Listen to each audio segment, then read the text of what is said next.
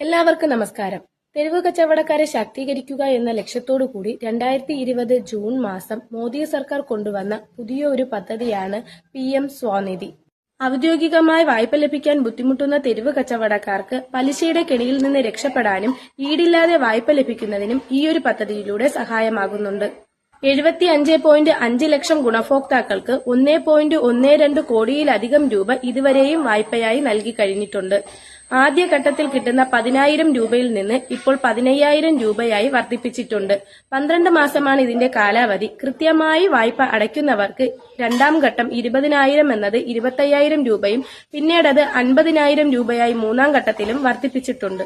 രണ്ടാം ഘട്ടം കൃത്യമായി തിരിച്ചടയ്ക്കുന്നവർക്ക് UPI ലിങ്ക്ഡ് റൂപേ ക്രെഡിറ്റ് കാർഡുകളും നൽകും. കൂടാതെ ഡിജിറ്റൽ ട്രാൻസാക്ഷൻ നടത്തുന്നവർക്ക് 1,600 രൂപ വരെ ക്യാഷ് ബാക്കും ലഭിക്കും. ഈ വായ്പയ്ക്ക് അപേക്ഷിക്കുന്നതിനായി ബാങ്ക് അക്കൗണ്ടും ആധാർ കാർഡും മാത്രം മതിയാകും. ഫേക്കായിട്ടുള്ള വെബ്സൈറ്റുകളിൽ ചെന്ന് പെടാതെ ഒന്നുകിൽ ബാങ്ക് വഴിയോ അല്ലെങ്കിൽ സ്വനിധി വെബ്സൈറ്റ് വഴിയോ അപേക്ഷ സമർപ്പിക്കേണ്ടതാണ്.